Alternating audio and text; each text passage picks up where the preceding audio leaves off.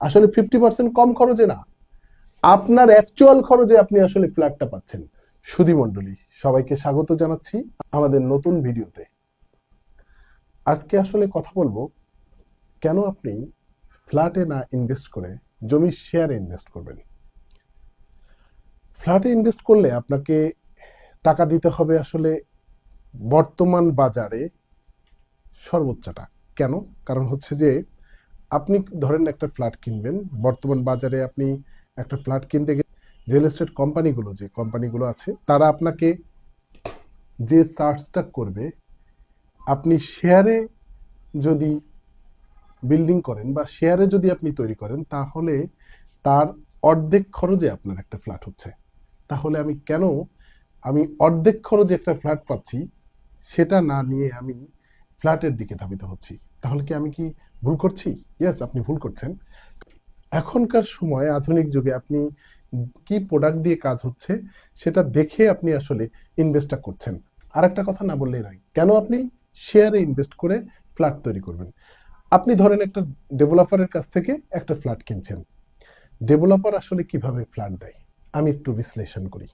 ডেভেলপারটা flat দিচ্ছে, একটা ভদ্রলোকের জমি নিচ্ছে, ধরেন 10 কাঠাও জমি নিচ্ছে, 10 কাঠাতে আপনার 12 তলা বিল্ডিং করছে। এই 12 তলা বিল্ডিং এর উনি 50% নিচ্ছেন এবং মালিক, অর্থাৎ ল্যান্ডলর্ড, যে জমির মালিক, তাকে দিচ্ছে 50%। এবং আপনাকে আরেকটা ইনফরমেশন দিই, জমির মালিক যখন তার সাথে একটা সাইনিং করছে, জমির মালিককে একটা সাইনিং মানি দিতে হচ্ছে।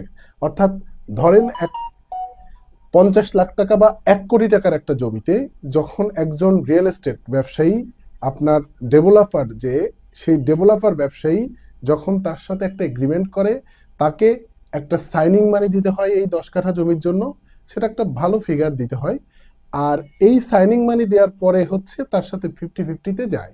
অর্থাৎ দুটো ফ্ল্যাট তৈরি করলে ডেভেলপার পাবে একটা ফ্ল্যাট এবং জমির মালিক, যে ল্যান্ডলর্ড, জমির মালিক পাবে একটা ফ্ল্যাট। তাহলে করবে ডেভেলপার যেভাবে আপনাকে আসলে ফ্ল্যাটটা দিবে, উনি দুটো তৈরি করে আপনাকে একটা ফ্ল্যাট দিবে। জমির মালিককে একটা দিচ্ছে, এই যে জমির মালিককে একটা দিচ্ছে, এই টাকাটা কিন্তু আসলে আপনার উপর থেকেই উনি নিচ্ছেন। কিভাবে নিচ্ছেন? কারণ আপনি দেখেন বর্তমান বাজারে আপনি 2500 থেকে 2600 টাকা স্কোয়ার ফিটে আপনি ফ্ল্যাট তৈরি করতে পারেন, এবং সর্বোচ্চ কোয়ালিটি প্রোডাক্ট দিয়ে, বাংলাদেশের নাম্বার 1 কনস্ট্রাকশনের প্রোডাক্ট দিয়ে আপনি এই ফ্ল্যাটটা তৈরি করতে পারছেন।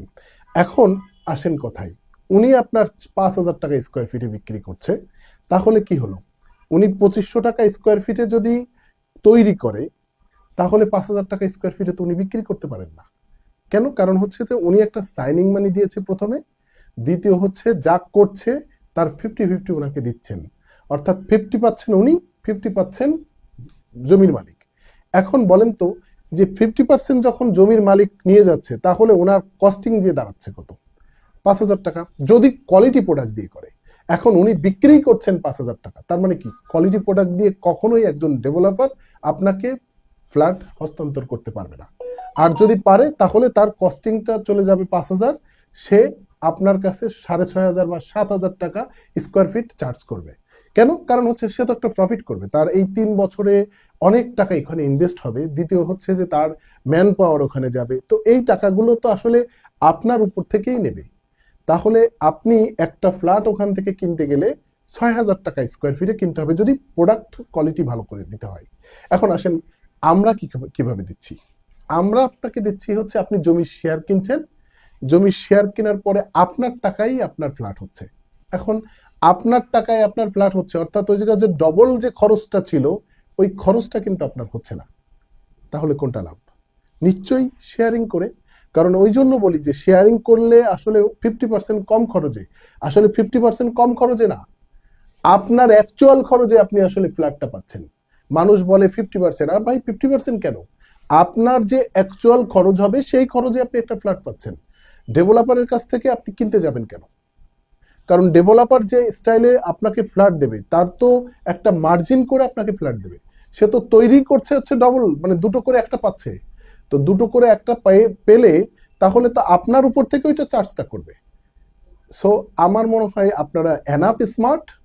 তো আর সিদ্ধান্ত দেরি না করে এখনই ফ্ল্যাটের থেকে জমি শেয়ারে ইনভেস্ট করুন।